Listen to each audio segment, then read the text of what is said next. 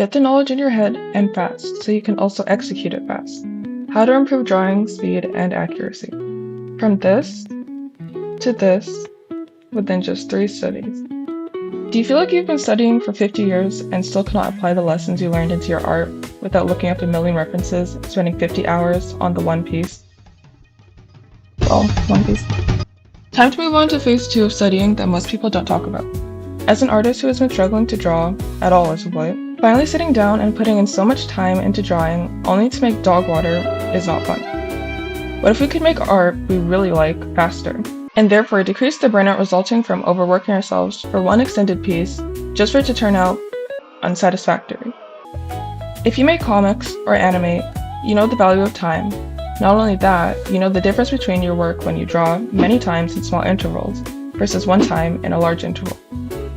When you animate or make comics, it brings out the worst in your art. Whatever muscle memory you have is what you put down on each panel or frame due to the lack of time spent on each one. Illustrators, stay with me here, because this way of doing things is actually the key to visible improvement. Let me show you an example. Okay, I'm going to draw this person holding a bowl of fruit, picking up one, and eating it, using 3 frames, 5 minutes to find references, then 2 minutes to draw each frame. Then I'm just going to draw a person holding fruit, 5x 3 minutes to find references, and 2x 3 minutes to draw. Okay, so what? First, let's break down the 3 frames.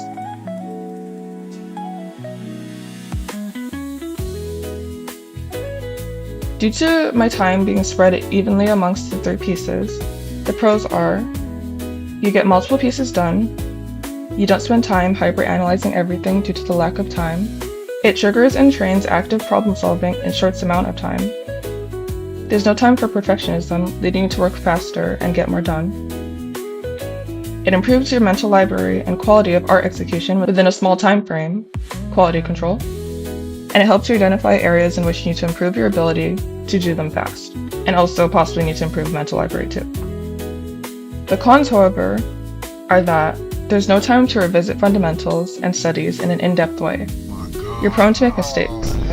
If you don't know how to do something, you have to just wing it. It's also an unrealistic workflow for illustrators. If you get something wrong and can't tell due to the lack of knowledge of the subject, there's no time to check and compare to references, leaving some mistakes unlearned from and unidentified. Actually, I don't want to make comics or animate, so why would I draw with it?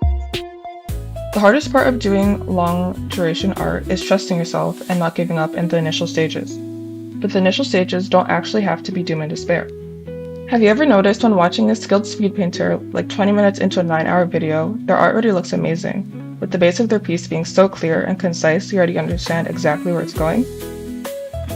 Yeah, striving for that is not only possible, but also extremely beneficial for you and your art. Now for the 1 6-minute drawing. The pros are: there's lots of time to find proper references and review studies of the fundamentals.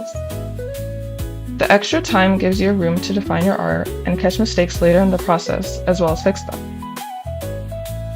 The finished product tends to look way more impressive in general, which is a boost for confidence. You can also take breaks to revisit the piece and look at it from different perspectives, rather than one and done. The cons, however, are not knowing what you need to improve on until you're like 3 hours in, and you're like, something isn't right here. That can be very demotivating. You don't get to test what you remember because you have unlimited access to your resources.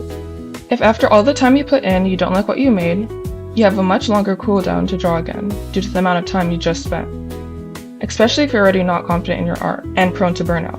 You also overall don't get as much practice.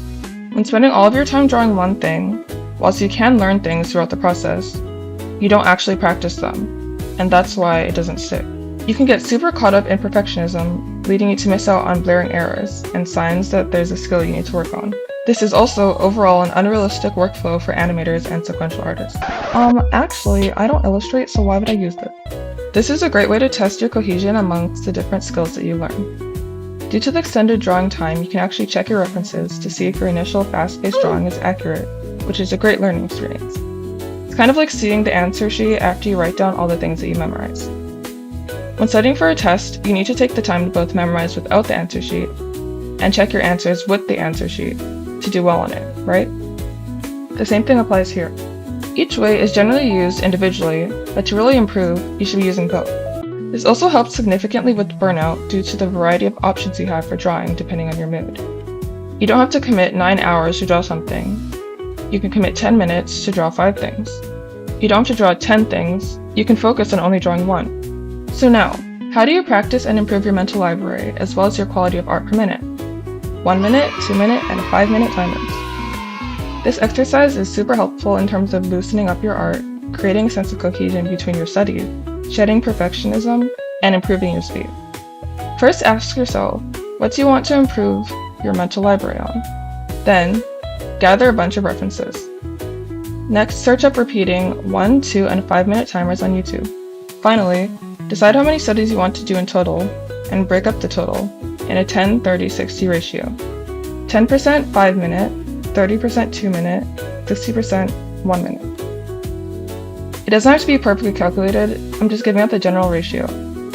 Mostly 1 minutes and not as many 5 minutes. The 1 minutes are going to be ugly at first, like really ugly. But that's the beauty in it and you have to trust the process. Alright, let me do one exercise with you. I struggle with connecting my knowledge of anatomy with my knowledge of clothing folds without it feeling stiff and rigid. So I'm going to do people in clothing. Also, don't try to use some fancy brush. Just a simple brush that requires no overthinking is great. 1 minute is not a lot of time, so you want to limit excess overthinking. Okay, so I'm going to be doing the simplest form of the 60-30 time ratio, where I'm actually going to do 6 1 minutes, 3 2 minutes, and 1 5 minute. Since I'm trying to learn how to do clothing, all of my references are divided into sections, which target a specific type of clothing. So I have a section for jackets, skirts, shirts, and pants. So I'm going to be focusing on the pants section for this. Okay, you will be able to see the timer in the corner. So let's start with the 1 minute